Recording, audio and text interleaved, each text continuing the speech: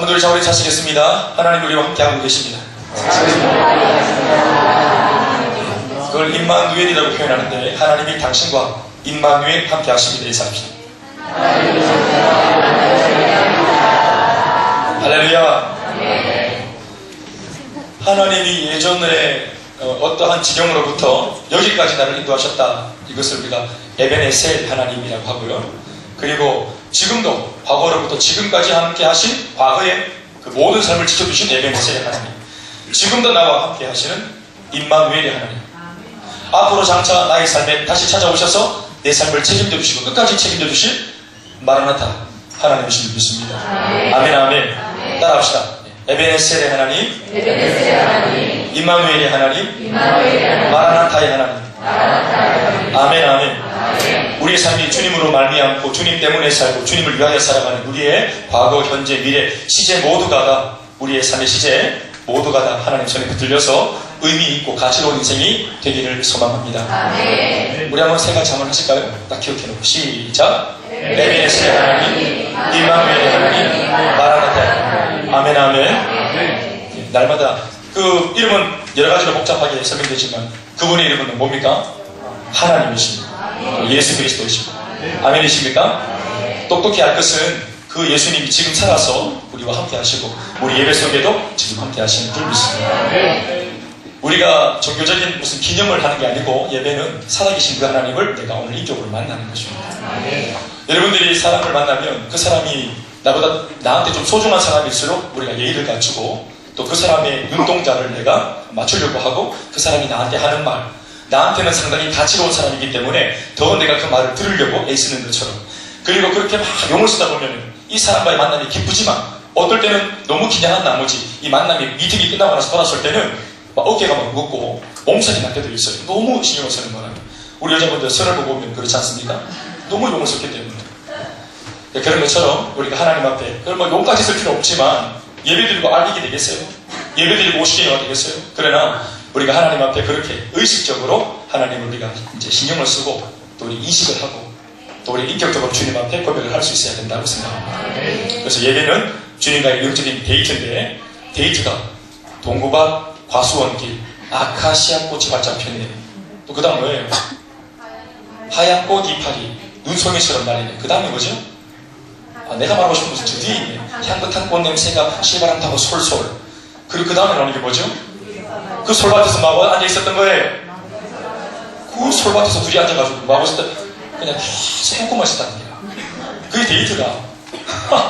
둘이서 말이 없네. 얼굴 마주보고 쎄끔 이러면 안 되는 겁니다. 주님과의 만남은 그냥 쎄 쪼개보면 되는 게 아니고 주님의 음성을 듣고 우리는 우리 안에 주님의 주신 말씀을 듣고 기도로 우리가 반응을 하고, 그래서 예배당에 들어오기 전에 가지고 있었던 무엇인가가 예배를 드리고 난 이후에는 뭔가가 달라져도 달라지는 예배가 되어야 할 줄 믿습니다. 진짜로 인격적인 만남이 이루어져야 하는 것입니다. 그러니 여러분, 열정적으로 예배를 드린다고 하는 이 말의 함정이 있는 것은 뭐냐 하면, 앞서서 뭔가 사회를 맡고 순서를 맡은 사람은 무대 위에 스포트라이트를 받고 있기 때문에 열정적으로 할 수밖에 없어요. 목소리를 높인다거나, 또 저는 말을 잘하는 사람이기 때문에 목소리를 세게 하면 맞다 참 열정적으로 뭘 했었네 이래 말할 수 있거든요. 그러면 여러분, 대체로 예배를 더 많이 드리고 있는 회중들, 여러분 대체로 앉아 계신 여러분 모두는 열정적으로 예배를 드린다는 입장에 있을 때 어떻게 예배를 드리는 것이 열정적으로 예배를 드리는 겁니까? 회중은 말씀을 듣고 또 앞에 있는 사람이 뭔가를 인도하면 따라가야 될 입장인데 어떻게 열정적으로 들을 수 있어요? 인도하는 사람은 항상 열정적이 될 수 있지만 따라가는 사람은 열정적이게 뭔가 한다는 게 좀 이게 속지울 수밖에 없거든요. 그러니까 듣는 것도 열정적이어야 됩니다. 말씀을 듣는 것도 열정으로 들어야 되니까. 은혜를 받는 것도 열정으로 받아야 되니까. 주는 사람도 열정으로 주지만 받는 것도 열정으로 받아야 되는 것입니다. 그래서 영적인 거룩한 스파크가 튀어야 되어 있습니다. 아멘, 아멘. 마음이 낙심한 마음도 회복되어지고 또 기분도 회복되어지고 컨디션도 회복되어지고 몸에 붙어있는 모든 가치 질병도 예배를 드리다 떠나가는 역사가 있어야 합니다. 아멘. 오늘 제가 소대에 잠깐 좀 언급을 하고 말씀을 들어가겠습니다. 하나님께 쓰임받는 사람들을 보면은 결코 그 모든 사람들의 공통점을 보면은 그 모두가 그다지 그렇게 대단한 사람들이 아니었다는 그런 공통점을 가지고 있습니다. 이것이 우리한테는 복음이죠. 그러나 하나님께 쓰임 받으면서 그 사람들은 이전과는 다른 대단한 사람들이 되었습니다. 대단한 사람이 쓰임받는 게 아니라 쓰임받다 보면 대단한 사람이 되어집니다. 하나님의 일은 대단한 사람들이 하는 것이 아니라고 하니, 그러면 쉽게 하는 말로 아무나 하나님께 쓰임받을 수 있는 건가? 뭐 이렇게 말하면서 섣부른 기대를 하는 것은 조금은 지나친 생각이라고 여겨집니다. 대단한 사람은 아니지만, 특별히 타고난 사람들이 쓰임을 받는 것은 아니지만, 그렇다고 아무나 쓰임받는 것도 아닙니다.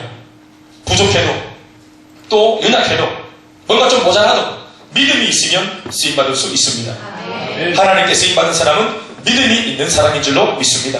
심지어는 그 믿음이 부족해도 좋으니, 겨자씨만 하더라도 사람들만한 믿음을 일으킨다고 말하였으니까 그 겨자씨만한 믿음, 비록 좀 믿음이 흔들리고 약할지라도 중요한 것은 믿음이 그러한 믿음이라도 있어야 된다는 것이 중요한 줄 믿습니다. 예수님의 옷자락 하나 겨우 잡아칠 만큼의 믿음이라도, 정말 보잘것없는 겨자씨 같은 먼지 같은 티끌 같은 믿음이라도 믿음이 있는 것과 없는 것은 천지의 차이인 것입니다. 믿음이 있어야 합니다. 진실한 믿음을, 비록 그것이 작을지라도 진실된 믿음, 그런 가치로 평가받는 믿음을 가졌다면 하나님께서 얼마든지 그 사람을 불러 쓰십니다. 다시 한번 합시다.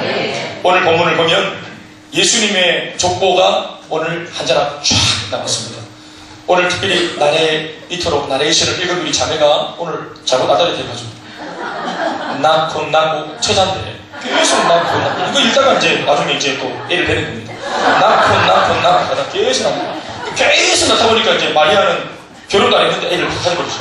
제일 마지막에 할렐루야.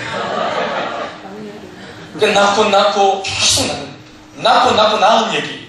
그 이제 신약성경 제일 처음에 들어와서 우리가 말씀 예수 믿고 이제 말씀 한번 읽어봐야 되겠다고 정말 각오하고 딴 이름 계속 낳아제기고 천만원도 잘 안 들어가는 이름 있잖아요. 이상한 이름들 있잖아요. 아하스, 우시아, 쌀디엘 이런 이름들 있잖아요. 이 하나 삐져가지고 말씀 덮어버려요. 상처받아가지고. 그러니까 예수님의 족보를 풀어야 이게 이제 말씀이 열리는 겁니다. 네. 할렐루야. 그런데 오늘 예수님의 이 족보 이야기를 보면은 하나님께 쓰임받은, 그래서 예수님의 족보 그 반열 위에 당당히 이름을 올린 수많은 사람들 중에서 특별히 여인들의 이름이 눈에 들어옵니다. 총 5명의 여인들인데 여러분들 한번 말씀해 보시겠습니까? 자, 첫 번째 누가 나오고 있어요? 순서가 틀려도 괜찮아요. 네, 힌트를 막 보여주고 계십니다. 누가 있죠? 네, 우리아는 남자입니다. 우리아의 아내라고 되어 있죠? 네. 우리아의 아내. 네, 그럴 수 있어요. 네, 괜찮아요. 네, 그럴 수 있어요. 또, 네, 우리아의 아내, 또, 다만, 또, 룻, 또, 라합, 또 마지막으로 제가 방금 언급했죠? 마리아. 맞습니다. 이런 5명의 이름이 나옵니다. 순서대로 말하면 다만, 그리고 라합, 그리고 룻, 우리아의 아내, 누굽니까? 우리아의 아내가 누굽니까? 바세바. 바세바. 바야바 아닙니다. 바세바. 그리고 5번째 누굽니까? 마리아입니다. 유대인들의 전통을 우리가 좀 들어보면 여인들을 향한 그 사람들의 그 당시 가치의 힘이 형편없었다는 것을 우리가 알 수 있습니다. 여자들에 대한 어떤 사회적인 평가가 대단히 낮았습니다. 하나의 인격이 아닌 그 집안의 노동력으로 여자를 간주했고, 심지어는 하나의 재산 목록으로 그들이 평가했습니다. 그러니까 부인들을 많이 두는데 이 부인들이 나는 많다라는 개념이 아니라 집안의 가사를 일으키기 위해서라도 부인을 많이 일부러 두는 겁니다. 그래서 이게 부인을 데려올 때 돈을 주고, 지참금이라는 명목으로 돈을 주고 일 잘하는 여자를 데려오는 겁니다. 지금처럼 아리따운 여자 이런 게 아니고, 그 당시에 아리따운 여자, 가치로운 여자는 팔뚝이 굵고 허벅지 살이 막 그냥 두껍고 이도 박근 삼도 박근이 나와있는 이런 떡대 같은 여자들이 잘 나가는 여자들이었습니다. 그리고 실제로도 자문에 보면은 현숙한 여인이라고 할 때 그 원어적인 표현은 일 잘하는 여자라는 그런 의미가 있습니다. 지금처럼 이렇게 야리야리하고 호리호리하게 이러면 갖다 버리거든요. 돈이 안 되는 겁니다. 노동력이 돼야 돼요. 집안 노동력이. 도움이 돼야 돼요. 가사에 도움이 많이 되는 거예요. 그 당시 개념으로는 그런 분들이 정말 대단한 미스 코리아 이런 의미였습니다. 미스 이스라엘 이런 거였습니다. 그런 와중에 예수님의 계보를 열거하는 이 내용을 들여다보니까 5명이나 되는 여인들의 이름이 거론되어 있다는 사실은 놀라운 일이 아닐 수 없는 것입니다. 게다가 그냥 여자들의 이름이 올라온 게 아니고 이 여인들이 원래 어떤 여자였는지를 살펴보면 더 기가 막히는 겁니다. 우리가 오늘 이 5명의 여인들의 이야기를 통해서 이러한 여인들이 사실은 오늘 제목처럼 뜻밖의 여인들입니다. 뜻밖의 여인들이 감히 예수님의 그 족보 위에, 그 계보 위에 조상으로, 예수님의 그 육적인 조상으로 이름을 당당히 그렇게 올려놓고 있다는 사실을 우리가 보면서 이 땅에 점도 없이 흠도 없이 인류 모든 죄를 대속하고 인간들을 구원하기 위해 오신 그 예수님께서 어떠한 라인에서 어떠한 그 계보를 통해서 이 땅에 오셨는가를 우리가 묵상할 필요가 있는 것입니다. 첫 번째로 다말이라고 하는 여자를 살펴볼 필요가 있습니다. 이 다말이라고 하는 여자의 이야기는 창세기 38장 말씀에 기록되어져 있습니다. 원래 아브라함의 손자 야곱이라는 사람 아시죠? 야곱에게, 잘 들으셔야 돼요. 지금부터는 이제 야곱에게 12명의 아들이 있었습니다. 딸이 하나 있었고, 그런데 야곱의 네 번째 아들의 이름이 유다입니다. 첫째가 누굽니까? 루벤, 두 번째가 시몬, 세 번째가 레위, 네 번째가 유다. 그 다음부터는 다 알고 계세요? 오늘 주제에서 벗어난 이야기이기 때문에 다루진 않겠습니다. 복잡하니까. 아무튼 야곱의 네 번째 아들이 누구라고요? 유다였어요. 우리가 기본적으로 알고 있는 것은 예수님의 계보를 이어냈던 12형제 중에서 한 사람이 누구였습니까? 유다입니다. 그러니까 첫째, 둘째, 셋째가 아니라 네 번째 아들 유다가 예수님의 계보를 이어갑니다. 그러면 이 유다가 어떤 사람인가를 볼 수 있어야 되는데, 이 유다가 창세기 38장에 있는 말씀으로 유다를 들여다보면 이 유다가 상당히 신앙도 아주 떨어지고 그리고 삶도 형편없는 사람이라는 사실을 우리가 발견합니다. 원래 이 유다에게는 아들이 한 3명 있었습니다. 이 아들 이름은 엘, 오난, 그리고 셀라라고 하는 아들이었습니다. 그러니까 이 아들이 참 주변머리가 없어가지고 자기 그 시부감들을 그렇게 만들어 오지 못하는 거예요. 그래서 이 유다가 타지방에 가가지고 자부감들을 데리고 옵니다. 자부감을 데리고 옵니다. 그래서 나름대로 유다가 보고 판단했을 때 괜찮다 싶은 여자 하나를 데리고 왔어요. 그래서 첫째 아들 엘과 결혼을 시켰습니다. 그런데 성경을 보면 이 첫째 아들 엘이라고 하는 이 아들이 하나님 여호와께서 보실 때 심히 악하더라라는 평가를 받습니다. 무엇 때문에 그런 평가를 받는지는 알 수 없지만 명실상부 야곱의 네 번째 아들 유다의 아들 엘인데, 첫째 장남 엘인데 신앙적으로도 형편이 없고, 신앙적으로 형편이 없는 정도가 아니라 하나님이 보실 때 아주 형편이 없는, 그러니까 얼마나 나쁜 그런 사람이었으면 하나님이 그 아들 엘을 징계를 내서 죽여버리셨습니다. 물론 뭐 그렇다고 하나님이 뭐 직접 이렇게 손을 보셨겠어요? 뭐 질병이 걸렸다든지 아니면 뭐 객지에서 객사했다든지 뭔가 문제를 통해서 죽은 겁니다. 그러니까 첫째 아들 죽었습니다. 그러니까 솔직히 후사도 보지 않고 결혼한 지 얼마 안 됐는데 이 첫째가 죽은 겁니다. 그래서 유대인들의 전통에 이제 의해서 후사가 없이 첫째 아들이 죽으면 형수와 둘째 동생이 결혼합니다. 어떻게든지 계보를 이어가기 위해서. 그게 그 나라 전통입니다. 구약 시대에도 신약 시대에도. 그래서 둘째 이제 아들 이름이 뭐죠? 오난이라고 하는 아들이 형수와 결혼한 겁니다. 그런데 긴장을 놓고 있다가 둘째 형이 죽는 바람에 갑자기 자기가 이 가사의 부담을 안게 된 이 오난이라고 하는 둘째 아들이 그런 부담을 가지기가 싫었던 겁니다. 그래서 아기도 놓기 싫었던 겁니다. 그래서 이제 피임을 하고 아주 그냥 원시적인 피임을 하면서 아기를 막 고집 부리면서 안 가지려고 몸부림을 칩니다. 이 오난이라고 하는 이 둘째 아들이. 그런데 하나님께서 그 마음의 행실이 악한 것을 보시고 하나님께서 주시는 이 축복, 이 일반 축복, 이 하나님의 특별한 축복들, 이 후손을 가지는 축복을 그가 인위적으로 거절하고 그렇게 막 도망가는 모습을 보면서 하나님께서 그것을 악으로 간주하시고 둘째 아들도 하나님이 징계해서 죽이십니다. 유다가 이쯤 되니까 생각이 복잡해집니다. 왜냐하면 이 여자랑 결혼하는 족족 아들들이 다 죽어나 자빠지니까 또 보니까 자기 아들들이 뭔가 신앙적으로 이게 지금 뭔가 준비가 안 돼 있는데 아버지 마음에 지금 뭔가 들지 않는 거예요. 그렇지만 또 결혼을 시켜야 되겠고 또 후손을 봐야 되겠는데 그만한 능력과 역량이 안 갖추어져 있는 거예요. 굉장히 정신적으로 미숙한 아들들이었어요, 사실. 그래서 셋째 아들 셀라도 이러다가는 그냥 줄초상하겠다 싶어가지고 이 자부를 설득시켜서 셋째 지금 아들은 너무 나이가 어리다는 핑계로 진정에 돌아가서 때가 될 때까지 기다리라고 합니다. 장성할 때까지. 내가 잘 길러서 부를 테니까 그때 결혼해라. 그래서 이제 친정에 내보냈는데 유다는 시간을 벌었던 거죠. 그리고 이제 잊어버리고 자기 삶을 살던 중에 자기의 부인이 병들어 죽습니다. 그러니까 유다가 외롭고 또 쓸쓸하고 이러던 나머지 타지방에 이 이제 축하를 갔다가 이제 길거리 여인을 만나서 하룻밤 동침을 합니다. 유다가. 그런데 이 유다가 동침을 하려고 합방을 하려고 딱 들어갔는데 이 여자가 베일을 딱 이제 쓰고 있는데 이 여자가 하는 말이 그런 겁니다. 내가 당신한테 하룻밤 노래개인가요? 아니면 정말 나를 정말 진심으로 사랑하나요? 이랬으면서 여자가 이제 막 달려드는 겁니다. 그래서 하면서 진심을 보여달라고, 막 정태를 보여달라고 막 이래서 하는 겁니다. 그러면서 내가 어떻게 하면 좋겠냐? 유다가 막 물으니까, 유다가 이 할아버지입니다, 지금. 유다 할배가 주책인 거죠. 근데 어쩌면 좋겠노? 이러니까 이 젊은 여자가 이제 베일을 딱 뒤집어 쓰고 하는 말이 당신의 허리띠, 그 당신의 허리띠가 끈입니다. 끈, 그리고 먼 길을 출타한다고 들고 왔던 지팡이, 그리고 당신이라고 하는 약관을 증명해 줄 수 있는 그 도장, 이 도장을 내놔라고 합니다. 당신의 신분을 증명할 수 있는 도장을 달라고 합니다.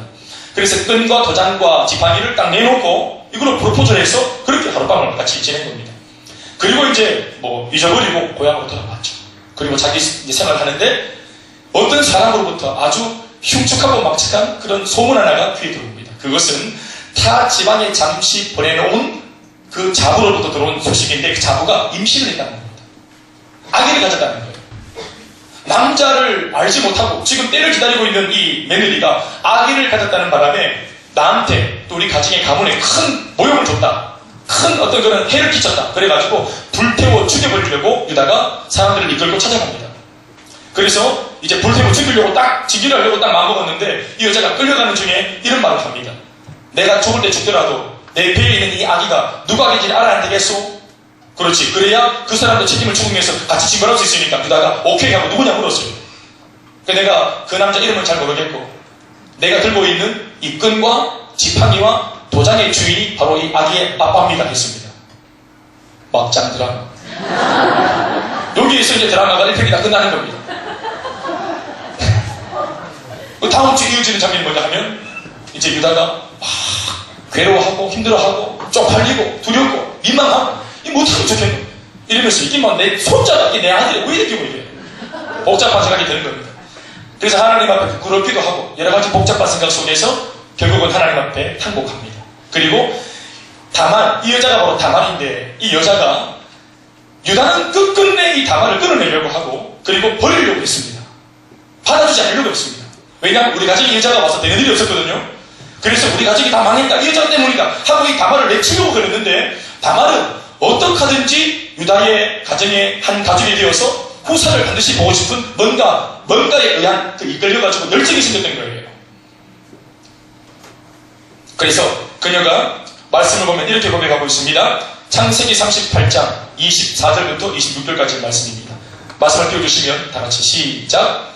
석 달쯤 후에 어떤 사람이 유다에게 이르러 말하되 네 며느리 다말이 행음하였고 그 행음함으로 말미암아 임신하였느니라. 유다가 이르되 그를 끌어내어 불사르라. 여인이 끌어나갈 때에 사람을 보내어 시아버지에게 이르되 이 물건 인자로 말미암아 임신하였나이다. 청하건대 보소서. 이 도장과 그 끈과 지팡이가 누구의 것이니까 한지라. 유다가 그것들을 알아보고 이르되 그는 나보다 옳도다. 내가 그를 내 아들 셀라에게 주지 아니하였음이로다 하고 다시는 그를 가까이 하지 아니하였더라. 같이 아멘 합시다.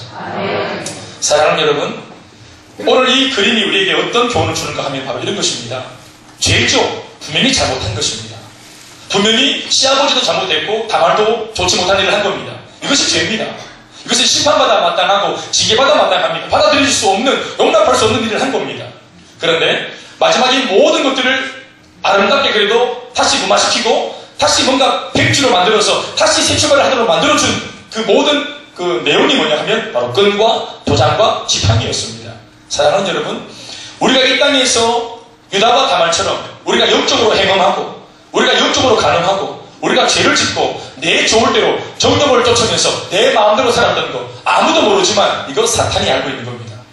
우리가 나중에 죽어서 심판대에 있으면 모든 사람이 다 지목하고 있지만 마귀는 우리가 어떤 행위를 가지고 이 땅을 살았는지 잘 알고 있기 때문에 하나님 앞에서 바로 이 김대현이는 지옥과 마땅하라고, 저 김대현이가 목사라는 이름을 빙자했지만 삶은 지저분했다는 것을 내가 알고 있다면서 그 모든 것들을 다 증거할 겁니다. 고발하고 정죄하고 고소할 겁니다.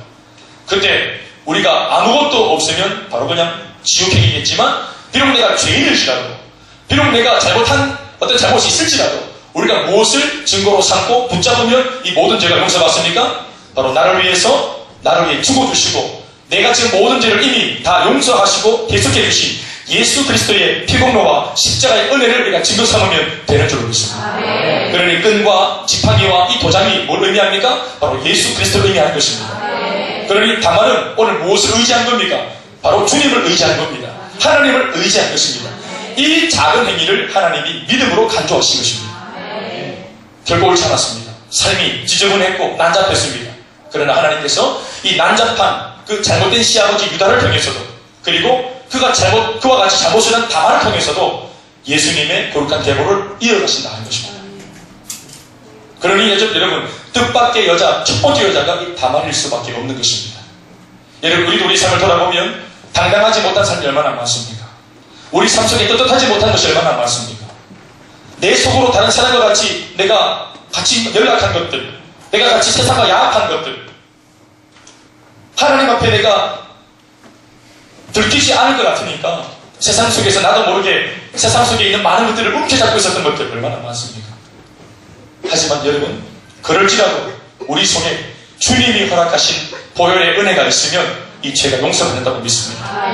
어디에서도 해결할 수 없는 죄입니다. 이 참혹한 죄고, 유다가 말하지 않았습니까? 불태워 죽어야 될 죄입니다. 그러나 이런 죄마저도 우리가 예수님을 증거 삼으면, 의지하면 용서가 일어날 줄 믿습니다.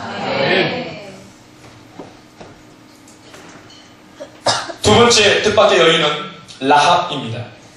라합에 대한 이야기는 여호수아 2장에 잘 기록되어져 있습니다. 라합이라고 하는 여자는 여러분, 사실은 우리가 잘 아는 13바퀴를 돌고 소리를 질렀더니 무너졌던 성이 있었죠? 바로 가나안 첫 번째 그 입구에 있었던, 그 초입에 있었던 성이 이름이 뭐였죠? 여리고성, 철옹성, 견고한 성, 20m나 되는 높은 암벽 위에 지어져 있는 견고한 성, 누구도 쉽게 올라가지 못하는 강력한 성이었던 여리고성. 그 여리고성에서 살면서 몸을 팔던 기생이었습니다. 그러니까 라합은 이방 여자였으며 기생이었습니다. 그러니 어떻게 어떤 인생으로서 가치가 있었다고 볼 수 없지 않나요? 얼마나 형편없는 인생이었습니까? 얼마나 참혹한 인생이었습니까? 그런데 오늘 이 여자 라합이 예수님의 그 계보 안에 당당히 이름을 올리고 있습니다. 이야기는 이렇습니다. 여호수아가 가나안을 정복하기 위해서 먼저 정탐꾼 몇 명을 그 가나안 여리고성에 잠입시킵니다. 그런데 그 성에 잠입해서 제일 먼저 들어간 집이 누구냐 하면 라합이라고 하는 이 기생의 집이었습니다. 그 기생이 라합이 밤에 물을 마시든지 아니면 차를 마시고 있다가 아니면 화장실을 지나가다가 잠입해 들어오는 이 자객들을 보면서 깜짝 놀라 소리를 지르지 않겠습니까? 그런데 여차저차 자초지종을 듣고 보니까 이거 하나님이 일하고 있다는 사실을 이방인이었던 이 라합이 깨달은 것입니다. 이거 뭔가 하나님께서 내가 살고 있는 여리고성에서 뭔가 일을 지금 범하고 계시는구나 하는 신앙적인 뭔가 영감을 얻게 됩니다. 그래서 묻지도 않고 따지지도 않고 이 사람들을 숨겨줍니다. 그런데 누군가가 라합의 집에 들어가는 이 정탐꾼들의 흔적들을 발견한 모양이에요. 그래서 그 성주한테 말을 했더니 그 성주가 많은 그 군사들을 그 라합의 집에 보냅니다. 그래서 수색하게 만드는 거예요. 그래서 발본색출하려고 막 뒤지고 이제 난리가 난 겁니다. 여러분, 이 부하들이 왜 그 정탐꾼들을 찾아내려고 해란이었을까요? 예? 그 정탐꾼들을 찾아내면 어떤 게 있을까요? 포상이 있겠죠. 그 정탐꾼들은 바로 찾아내기만 하면 인생 역전할 수 있는 로또권인 겁니다. 별로 대단한 일이 없어 보이는 그 무료한 일상 속에서 이스라엘 사람들이 보낸 이 정탐꾼을 발견해가지고 내가 고발하면, 발고하면 이것이 하나의 인생 역전의 기회가 될 수 있는 겁니다. 그러니까 아마 이 모든 사건 속에서 제일 혜택을 볼 수 있는 사람이 누굽니까? 발고한 사람입니다. 그런데 라합의 집에 들어가는 흔적을 발견해서 이것을 발고한 사람보다 더 로또 복권 차지할 수 있는 확률이 더 높은 여자가 누구죠? 라합입니다. 라합은 추측하는 것이 아니라 직접 만났고 자기가 증인이기 때문입니다. 그러니까 게다가 이 라합은 또 그 성에서 얼마나 관심받는 여자였겠어요? 하류인생이었잖아요. 그런데 이 하류인생 여자가 이 정탐꾼들을 고발해가지고 얼마든지 인생을 역전하고 얼마든지 자기가 포상금을 가지고 이렇게 로또 복권 얻을 수 있었던 계기가 있었죠. 그런데 인생 역전, 신분 상승의 절호의 기회를 그녀가 스스로 버립니다. 그래서 거짓말로 정탐꾼들이 들어오긴 했지만 다 도망갔다고, 빨리 추격해 가보라고 거짓말합니다. 그래서 그 정탐꾼들을 지켜줍니다. 그러니까 일단 정치가 탄로난 이 정탐꾼들이 원래 본연의 미션을 계속해서 감행할 수가 없는 거예요. 그래서 목숨을 얻었지만 간신히 라합의 집에서 나오자마자 다시 자신의 그 본 진영으로 돌아가려고 그렇게 서둘러서만 하고 있었습니다. 그런데 보내면서 라합이 문을 삐꼭 열고 굳이 안 해도 되는 말인데 용기를 내어가지고 자기의 마음속에 오래전부터 가지고 있었던 말 한마디를 던집니다. 뒤통수에다 대고. 이게 역사를 일으킨 겁니다. 라합이 좋은 일을 했습니다. 그런데 이 좋은 일을 한 것만으로는 부족합니다. 그러니까 라합이 지금 왜 이런 좋은 일을 했느냐, 왜 어떤 마음의 동기로 지금 정탐꾼을 숨겼느냐, 왜 자기 편을 들지 않고 왜 남의 편을 들어줬는가, 이 배경이 뭐냐, 마음의 배경이. 그것을 라합이 직접 입으로 고백합니다. 여호수아 2장 8절에서 13절 말씀입니다. 우리 다 같이 읽어봐요. 시작. 또 그들이 눕기 전에 라합이 지붕에 올라가서 그들에게 이르러 말하되 여호와께서 이 땅을 너희에게 주신 줄을 내가 아노라. 우리가 너희를 심히 두려워하고 이 땅 주민들이 다 너희 앞에서 간단히 농나니 이는 너희가 애굽에서 나올 때 여호와께서 너희 앞에서 홍해 물을 마르게 하신 일과 너희가 요단 저쪽에 있는 아모리 사람의 두 왕 시혼과 옥에게 행한 일, 곧 그들을 전멸시킨 일을 우리가 들었음이니라. 우리가 듣자 곧 마음이 녹았고 너희로 말미암아 사람이 정신이 일어나니 너희의 하나님 여호와는 다같이 시작. 위로는 하늘에서도 아래로는 땅에서도 하나님이시리라. 상천하지의 유일한 하나님이시라. 할렐루야. 이걸 라합이 지금 고백하고 있는 거예요. 그러니까 여러분들이 이 땅에 들어와서 이 땅을 장악할 때 선처해서 나를 부디 구원해달라고 그렇게 은혜를 구하는 그런 말을 한 겁니다. 그런데 이 착한 일, 좋은 일을 한 배경 속에 그냥 동정으로 일을 한 것이 아니라 이 착한 일, 좋은 일, 선한 일 배경 속에 믿음으로 라합이 이 일을 행하고 있다는 사실이 중요한 대목인 것입니다. 아멘이시는가? 그랬더니 정탐꾼들이 돌아가면서 뭐라고 말합니까? 우리가 반드시 이 땅을 장악하게 될 건데 아멘 아멘. 그때 모두를 내가 진멸하고 다 죽여버릴지라도 내가 너희 가정을 하나 지켜줄 건데 그 이유는 네가 믿음으로 우리를 도왔기 때문이라고 정탐꾼들이 말해줍니다. 약속을 지어줍니다. 그래서 이 창가에 붉은 줄을 달아놓으면 우리가 그 붉은 줄이 달려있는 그 집 전체는 구원하겠다고 약속을 준 겁니다. 사랑하는 여러분, 이 모든 행위에 대한 성경의 평가가 어떤 줄 아십니까? 히브리서 11장 31절 한 말씀에 적혀 있습니다. 다 같이 읽어봅시다. 시작. 다 같이 시작. 중요하죠. 믿음으로 기생 라합이 정탐꾼을 평안히 영접했다는 것입니다. 정탐꾼을 도와준 그 행위가 뭐냐? 성경은 말하고 있기를 그것이 라합의 믿음이었다고 말하는 것입니다. 아멘이십니까? 여러분, 이것이 얼마나 위대한 일입니까? 저를 보십시오. 지금 정탐꾼은 전면전을 앞에 놓고 적들이 지금 어느 정도의 화력을 갖추고 있는지, 전투력이 얼마큼 되는지, 또 그들과 우리를 비교해 봐서 우리가 뭐가 모자란지, 그들은 지금 우리를 어떻게 평가하고 있는지, 여러분 이런 내용들을 알면 전쟁에 도움이 되죠. 그것 때문에 지금 그들이 정보를 빼내려고 왔다가 미션을 감당하지 못하고 돌아가는 중에 있어요. 그러니까 미션적으로 볼 때는 실패한 겁니다. 그런데 라합이 실패하고 돌아가는 그들에게 뭐라고 말합니까? 정보를 다 주고 있죠. 우리는 사실 당당한 척하고 있지만 너희들 모두를 두려워하고 있다는 거예요. 여리고성 위에서 높고 높은 이 초롱성 위에서 당당한 척, 괜찮은 척, 자신만만한 척, 돈이면 돼, 권력이면 돼, 내 넓은 평수의 아파트면 돼, 내 높은 연봉이면 돼, 이러면서 그 여리고성에서 세상 뜻을 가졌다고 그들이 당당하게 외치고 있지만 사실은 우리가 두렵고, 인생이 두렵고, 돈이 많아도 두렵고, 사실은 차가 좋아도 두렵고, 우리 아이가 공부를 잘해도 내 마음속은 끊임없이 목마르고, 우리의 시상이 이럴 때 처참하다는 얘기를 대표로 라합이 한 겁니다. 믿음 없으면 인생이 비껍데기라는 사실. 껍데기로만 여리고성이 강력하게 보이지만 그 여리고성 안에는 전부 다 가난한 자, 포로된 자, 눈먼 자, 눌린 자, 투성이라고. 이 말을 누가 해준 겁니까? 이 말을 라합이 한 겁니다. 그 말의 중심이 뭡니까? 여러분, 우리 아무것도 아닙니다. 우리 예수 믿지 않는 불신자, 우리 아무것도 아닙니다. 절대로 우리 껍데기 때문에 여러분들 속지 마십시오. 그러니까 당당히 복음을 들고 우리들한테 와주십시오. 우리가 조금 핍박을 가하더라도 너무 놀라지 마시고, 우리 아무것도 아닙니까? 쫄지 마시고 당당하게 들어오셔서 기꺼이 우리를 장악해 주십시오. 할렐루야. 이게 불신자의 속사람의 고백입니다. 아무도 말하지 않으니까 라합이 말을 한 겁니다. 예수 믿지 않는 사람들로부터 우리가 이런 진실된 고백을 언제 듣겠습니까? 예수를 안 믿는 남편이 얼마나 당당합니까? 예수 안 믿는 아내가 얼마나 당당하고 예수를 안 믿고 평생 불공거리는 시부모님이 얼마나 당당합니까? 사실은 그 속에 피고름이 흐르고 눈물밖에 없는 인생인 줄 우리가 다 알고 있지만 결단코 그들은 스스로의 아픔을 인정하지 않지요. 그런데 그 사람의 속사람은 오늘 라합처럼 이렇게 나팔을 불고 있습니다. 우리 외롭다. 우리가 힘들다. 이 여리고성 안에 얼마나 피폐한지 모른다. 지옥 같다. 부디 달려와서 우리를 구원해달라. 그것이 라합의 고백이에요. 그 라합의 고백이 얼마나 굉장한 고백입니까? 그래서 하나님께서 이것을 라합의 믿음이라고 평가해 주실 줄로 믿습니다. 믿음 하나가 그녀의 인생과 신분을 진짜로 역전시켰고 그리고 승리한 인생이 되게 한 줄로 믿습니다.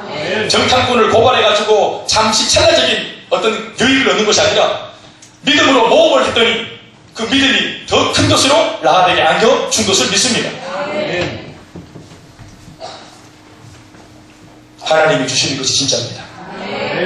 내가 인위적으로 조작해서 만들어가는 것이 아니라 하나님께서 주시는 것이 진짜인 줄 믿습니다.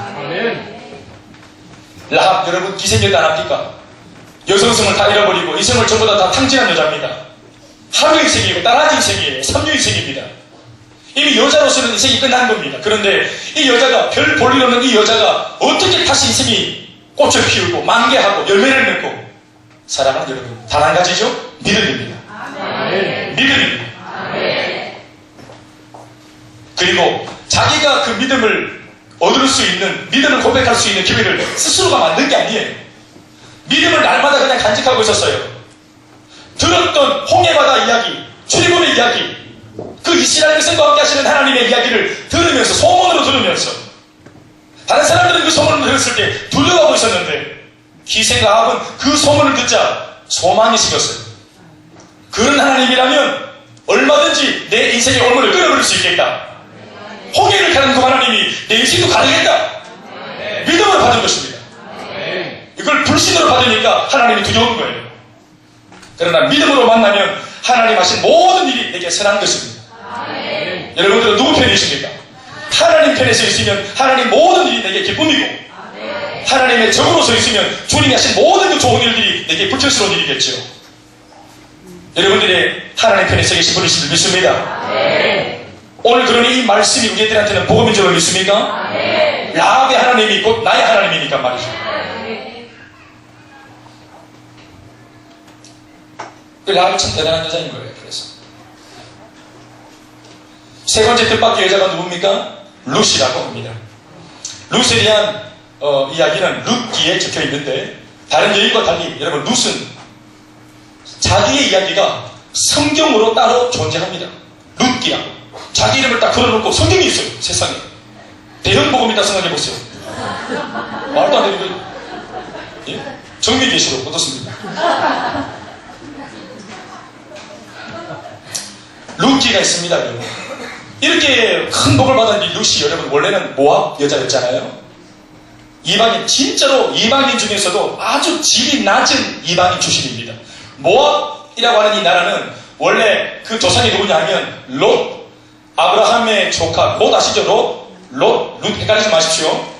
롯, 아브라함의 조카 롯이 소돔과 고모라에 묵고 살겠다고 들어갔죠.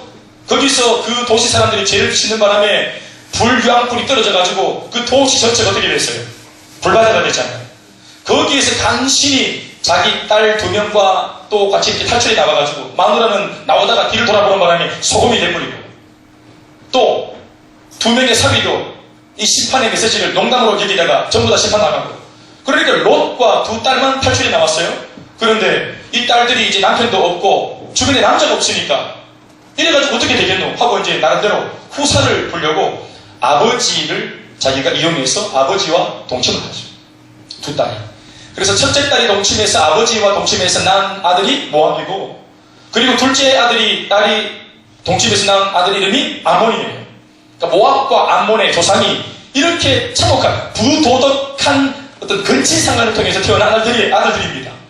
그리고 그 아들들이 이방 땅에서 자기들이 민족을 일으킨 그 민족이 모압 족속 암몬 도속이라 말입니다. 그러니까 그 모압 족속의 출신인 이 룻이라고 하는 여자가 얼마나 여러분 이 액면가 자체가 이미 천하다 말입니다. 그러니까 이런 역사를 알고 있는 이스라엘 백성들은 진짜로 개되지만도 못한 짐승 같은 그런 사람들로 여겼다 이 말이에요. 그런데 이스라엘의 심각한 가문이 찾아왔습니다. 얼마나 가문이 심했냐 하면 아무리 이스라엘 땅이 심각하게 그렇게 기근이 들어도 떡집이라고 하는 별명을 가지고 있는 이 베들레헴만큼은 그래도 먹을 양식이 어느 정도 항상 있어 왔거든요. 그러니까 이 베들레헴이라고 하는 이 지명 이름 자체가 떡집입니다. 방앗간. 세상 모두가 다 굶어도 베들레헴에는 항상 뭐가 있어요? 양식이 그렇게 있었단 말이에요.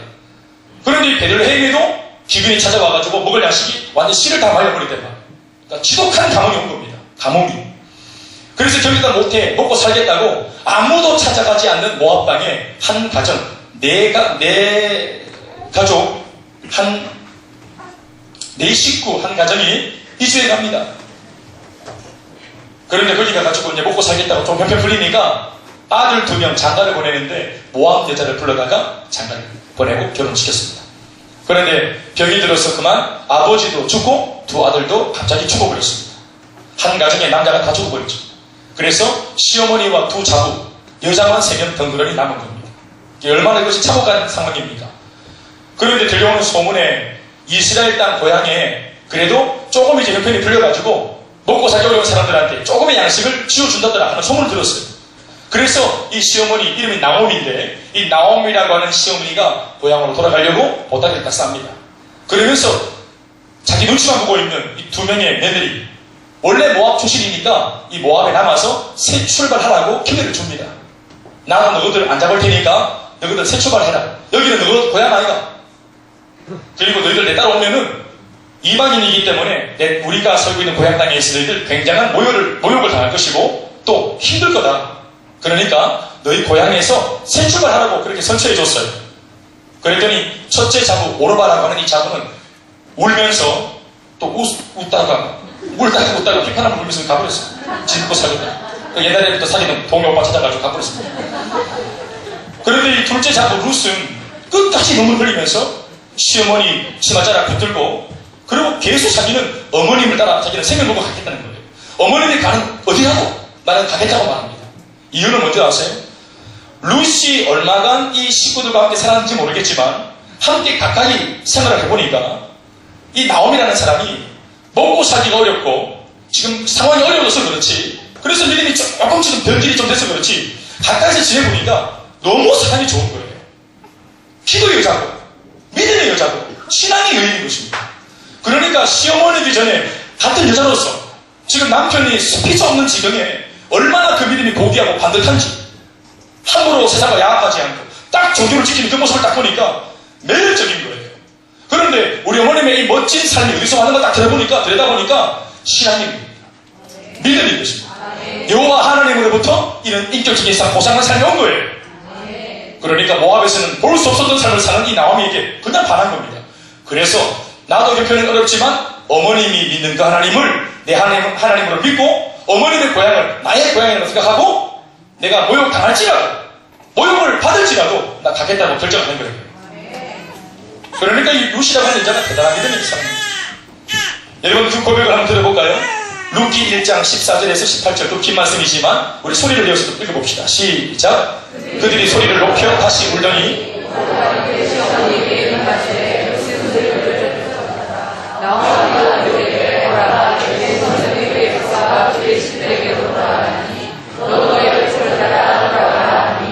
룻이 이르되 내게 어머니를 따르지 말고 돌아가라 강권하지 마옵소서. 어머니께서 가시는 곳에 나도 가고 어머니께서 머무시는 곳에서 나도 머물겠나이다. 어머니의 백성이 나의 백성이 되고 어머니의 하나님이 나의 하나님이 되시리니 어머니께서 죽으시는 곳에서 나도 죽어 거기 묻힐 것이라. 만일 내가 죽는 일 외에 어머니를 떠나면 여호와께서 내게 벌을 내리고 더 내리시기를 원하나이다 하는지라. 나오미가 룻이 자기와 함께 하기로 굳게 결심함을 보고 그에게 말하기를 그치리라. 다 자매합시다.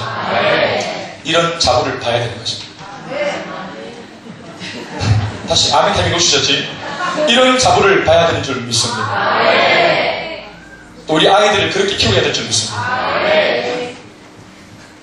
이거 뭐 의리라고 봐야 되는지 이걸 정의라고 봐야 될지 모르겠지만 인간적으로 보면 그렇겠지만 우리는 믿음의 사람이니까 그 깊은 그 심정이 어디서 만들어진 것일까? 바로 신앙심인 거죠.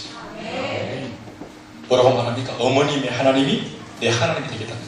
모압 땅에서 여러분 평생 우상을 숭배하고 자라온 여자입니다. 머릿속에 가득 똥이 들어있는 여자입니다. 세상적인 가치관이 가득한 여자입니다. 이 어머니 홀어머니 따라가면 또 막 수발 들어야 되고 또 뭐 우리 다 알겠지만 또 나이가 들어서 조금 이렇게 또 치매 증상이 오면 복잡해지는 거예요. 또 내가 근사해야 하고 이 어머님이 어디 맡길 데도 없고 그러니까 인간적으로 보면은 내가 집을 하나 더 가지는 건데 이런 열악한 조건에도 굴하지 않고 나는 어머님 끝까지 따라가겠다. 그 이유가 뭡니까? 어머님의 하나님이 내 하나님이 되었기 때문이라고 하죠. 여러분 이 룻의 고백은 단순한 인간적인 의리가 아니라 이미 믿음의 고백인 줄로 믿으시기 바랍니다. 이게 한마디로 말하면 룻의 신앙 고백이죠. 그러니 그 룻이 하나님으로부터 축복을 받아서 그 후에 이 룻은 아까도 설명을 드렸던 그 기생 라합이 결혼해서 낳은 아들이자 그 지역의 유지였던 보아스라고 하는 남자를 만나서 결혼하고 그리고 아들을 낳았는데 이름이 오벳인데요. 이 오벳이 누구냐 하면 룻의 아들 오벳이 누구냐 하면 그 위대한 다윗 왕의 할아버지입니다. 오벳이 이새를 낳고 이새가 다윗을 낳거든요. 아멘 아멘. 이 룻이 얼마나 위대한 여자입니까? 이스라엘에도 참한 여자가 많지만 그 어려운 흉년기에 믿음 지키기가 그렇게 어려운데 이스라엘 백성들도 판판이 기근을 만나가지고 신앙 다 버리고 살아가는데 심지어 이 출신이 아주 천박한 이 모압 출신의 여자가 이렇게 지금 이스라엘 하나님을 자기 하나님이라고 고백하면서 각중이 믿은 예수님을 끝까지 고백하는 걸 보십시오. 그리고 이 여자가 진짜로 사주, 팔자, 운명을 진짜 뜯어고치고 예수님의 거룩한 계보 위에 당당히 이름을 올린 줄로 믿습니다. 라합이나 다말이나 그리고 룻이나 정말로 뜻밖의 여자들이 갑자기 뚱딴지같이 어떤 면에서는 아브라함이 나오고 다윗이 나오고 이러는 판국에 갑자기 기생이 나오고 갑자기 근친상하는 여자가 나오고 갑자기 모압 출신 여자가 나오는데 이게 전혀 어색하지 않는 것입니다. 뭘로 그들이 소구를 받기 때문입니까? 믿음으로. 아멘입니까? 세상으로 평가하지 않는 거예요. 믿음으로 평가하고 신앙으로 평가하는 것입니다. 네 번째 뜻밖의 여자가 나옵니다. 우리아의 아내입니다. 그의 이름은 바세바입니다. 이 이야기는 사무엘하 11장에서 13장까지 장장 아주 그냥 드라마를 통해서 이 이야기가 그렇게 줄기차게 우리에게 소개되고 있습니다. 다윗과 바세바 얘기 다 아시죠? 다윗이 어려운 시절에는 본인이 깃발을 들면서 칼을 들고 전장에 나가가지고 몸소 항상 현장 중심으로 달렸습니다. 그랬더니 하나님이 다윗에게 복을 주셔가지고 그 팔레스타인 고대운동 전 지역을 거의 다 평정했습니다. 그래서 태평천하를 이루었단 말입니다. 그래서 이스라엘 왕 중에 제일 위대한 왕이 뭐냐면 예수님 모시기 천년 전에 존재했던 이 다윗 왕을 뽑는 겁니다. 심지어 예수님을 바라볼 때 그들의 메시아 관 자체가 또 다른 다윗을 꿈꿨을 정도로 다윗은 확실한 메시아 상을 가지고 있는 모델이었습니다. 그런 위대한 왕이었던 다윗이 이제 먹고 살만하고 좀 했다 싶으니까 이제 저 변방의 작은 이제 부족들을 이제 장악하고 점령하는 그 소일거리들은 자기가 감당하지 않고 이제 신복들을 시키고 또 부하들을 시켜서 보냈습니다. 그래서 이제 할 일이 없으니까 정원을 거닐고 산보하고 또 이제 뭐 시를 적고 그림 그리고 또 레저를 즐기고 수영 배우고 이렇게 뭐 막 마실 돌아다니다가 어느 날 여인이 목욕하는 소리를 듣고 귀가 이만해지고 또 갑자기 막 눈이 밝아지면서 여인의 목욕하는 모습 보면서 정력이 불같이 일어나게 됩니다. 그냥 마음 하나가 뺏긴 정도가 아니라 이 마음은 어떤 마음이냐 하면 어떤 수단과 방법을 통해서라도 반드시 저 여자를 내 여자로 내가 가져야 되겠다고 하는 굉장한 욕구였습니다. 그러니 하나님 앞에 늘 깨어있지 않고 늘 하나님 앞에 뭔가 충성된 일꾼으로 세워져 있지 않는 현장 중심의 사람이 아니니까 금세 다윗일지라도 다른 마음이 들어옵니다. 게다가 이전에 자기한테는 걸맞지 않은 뭔가 거룩한 척하고 살았기 때문에 또 신앙의 사람이었기 때문에 또 그런 하나님의 통제를 받았기 때문에 언제나 한쪽에 죄를 짓고 싶으나 죄를 짓지 못하는 육적인 욕구 불만이 항상 잠재되어 있었는데 이게 은혜의 영역이 딱 걷어지고 나니까 잠재되었던 모든 욕구가 다 올라오는 겁니다. 한꺼번에. 그래서 이따금씩 죄를 짓고 타락하는 우리 그리스도인들을 보면 세상 사람들, 늘 술을 즐기던 사람들보다 더 나가는 겁니다. 진도를. 오랜만에 죄를 지기 때문에.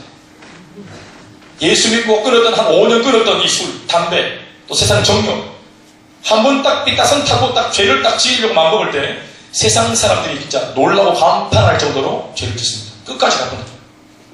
거룩한 영역을 이미 다 알고 있기 때문에 죄를 지으면서도 이게 이제 죄 지을 때 겁이 없는 겁니다. 머리는 알 거 모르고 다 들어 알고 있기 때문에, 영적인 세계를 다 들어 알고 있기 때문에 겁이 없는 겁니다. 그래서 무턱대고 막 죄를 짓는 겁니다. 다윗이 그랬다 이 말입니다.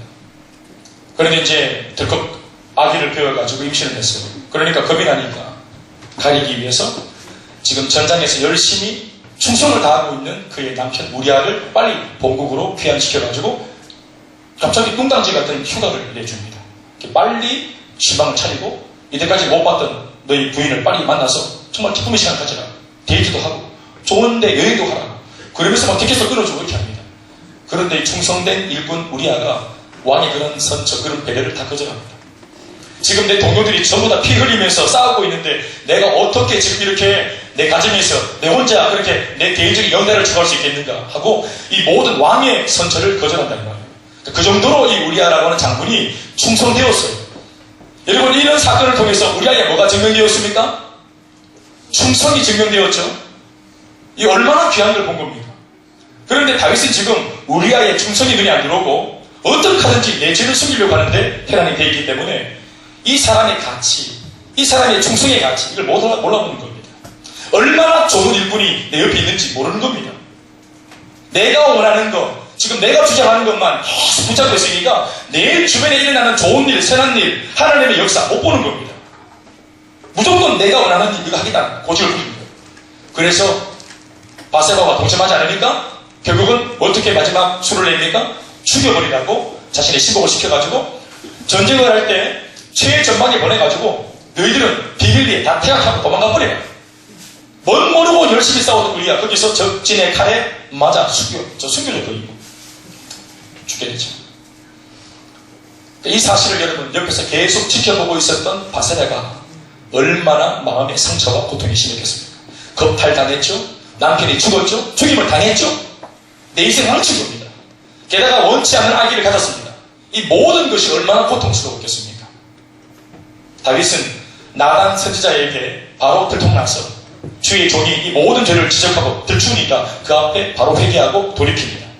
그리고 바세바도 다윗과는 조금 다른 양상이지만 하나님 앞에 죄책감과 고통과 이 상처를 끌어안고 몸부림쳤을 겁니다. 그러면서 이 두 남녀가 하나님 앞에 이 아기를 낳기까지 끊임없이 기도를 했을 겁니다. 그러나 아기는 태어나서 병들어 죽었습니다. 하나님께서 자신의 죄를 인정하고 몸부림치고 하나님 앞에서 그 죄를 부끄러워할 줄 알고 그래서 하나님의 은혜와 긍휼을 구하는 그런 이 남녀 다윗과 바세바에게 마침내 주님이 긍휼과 자비를 베풀어 주십니다.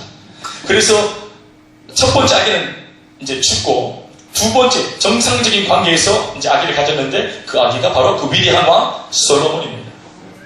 하나님께서 나단 선지자를 통해서 선물을 주시는데 이 아들의 이름 솔로몬 외에 또 다른 이름 하나를 더 지어주십니다. 여디디야라는 이름입니다. 이 여디디야라는 이름의 뜻이 뭐냐 하면 하나님 앞에 사랑받은 아이라는 뜻입니다. 따라합시다. 여디디야. 하나님 앞에 사랑받은 아이. 그러니까 이 아이의 이름을 지어줄 때 하나님의 마음이 뭐냐 하면 지나간 과거 용서했다는 것입니다.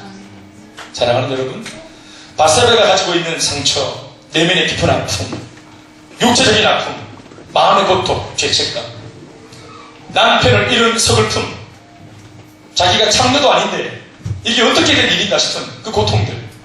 여러분, 이것 때문에 졸지에 자기가 얼마나 복잡한 인생의 주인공이 되었습니까? 목욕하면 잘못하는 바람에 난리가 나버렸지 않습니까?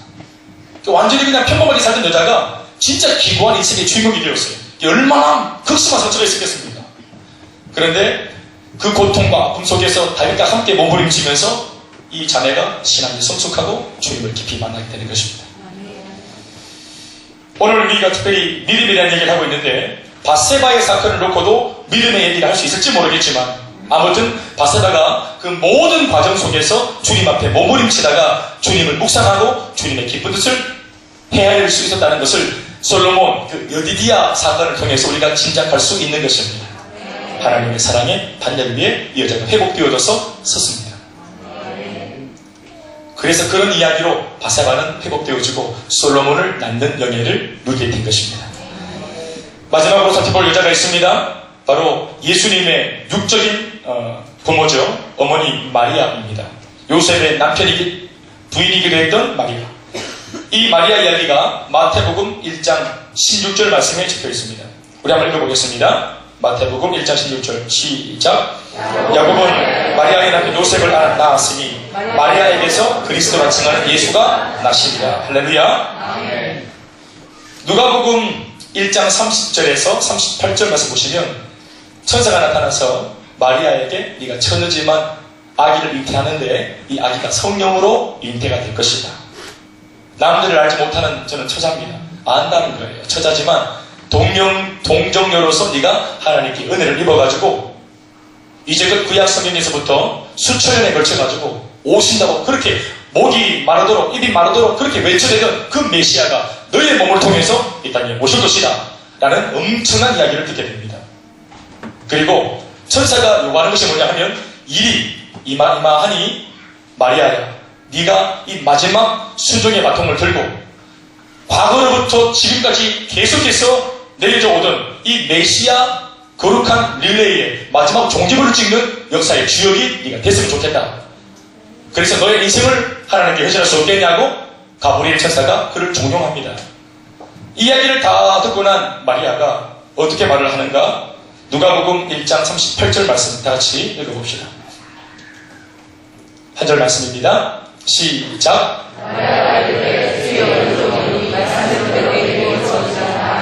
천사가 떠나 마리아가 이르되 내가 처자든 내가 아니면 기혼이든 내 몸, 내 인생 전체는 주님의 것입니다. 어차피 하나님이 나를 쓰시겠다고 하셨은즉 나는 주님의 여종인즉 주님의 계획과 말씀대로 다 이루어질지요. 아멘이십니까? 그리고 자기의 인생, 자기의 몸, 자기의 모든 것을 하나님 앞에 내어놓는 마지막 순종을 보여주는 것입니다. 결국 아브라함으로부터 다윗을 거쳐 숨가쁘게 진행되어 온 메시아의 이 영적인 계보 릴레이가 진짜로 열매를 맺게 된 것은 마지막 처자였던 마리아의 위대한 순종을 통해서 이루어진 것입니다.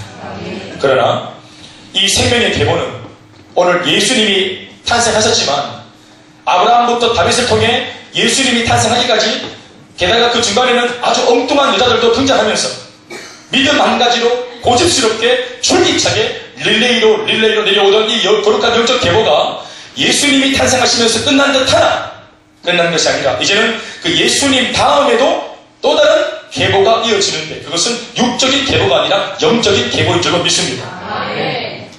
앞에 열거한 내용과 좀 다른 거죠. 이제는 예수님 뒤에 줄기차게 열거되어지는 그 영적 계보는 무엇이 중심입니까? 바로 예수님을 구주로 영접한 모든 사람들이 바로 예수님이 낳은 하나님의 아들이요 딸인 줄 믿습니다. 예수님이 12제자와 사도 바울을 부르셨고 또 12제자와 사도 바울은 그 외 복음 안에서 거듭난 수많은 사람들을 끊임없이 재생산하고 이렇게 세우니까 말이죠. 그리고 그 계보 끝에 누가 누구를 낳고 영적으로 낳고 복음을 전하면 영적으로 낳는 것입니까? 아멘이십니까? 영적으로 복음을 전해서 영적으로 누구를 낳고 하다가 그 마지막 계보 끝자락에 누가 서 있는 겁니까? 바로 내가 있는 것입니다. 내가 영적으로 태어난 것입니다.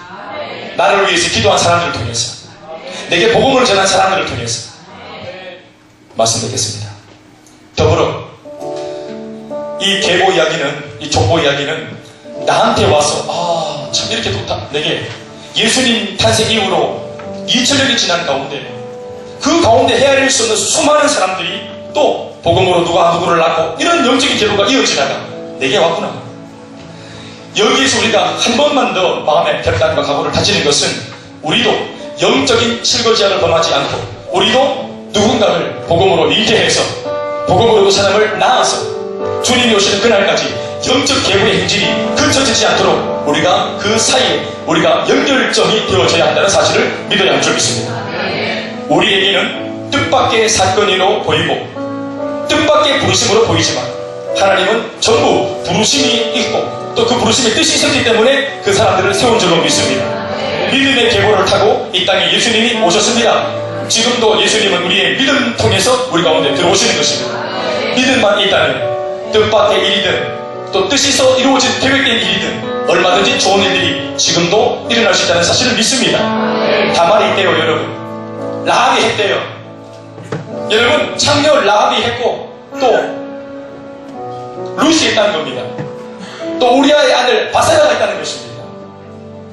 여러분들 신분이 어떻든지 나의 형편이 어떻든지 똑같이 우리들도 예수님과 단단히 그 영적 계보에 서 있다는 사실을 꼭 기억하시고 이 땅을 살아갈 때 당당하게 또 성령이 충만해서 좌절하지 말고 낙심하지 말고 특별히 25일 우리가 기념하기는 성탄주의를 기념하는 성탄절을 기념하는데 이것이 기념으로만 그치는 것이 아니라 이러한 맥락 속에 주님이 오셨고 주님 이후에 우리가 그런 맥락 속에 부름받았다는 사실을 가슴 깊이 감격으로 받아줄 수 있기를 주님으로 축원합니다. 기도하겠습니다.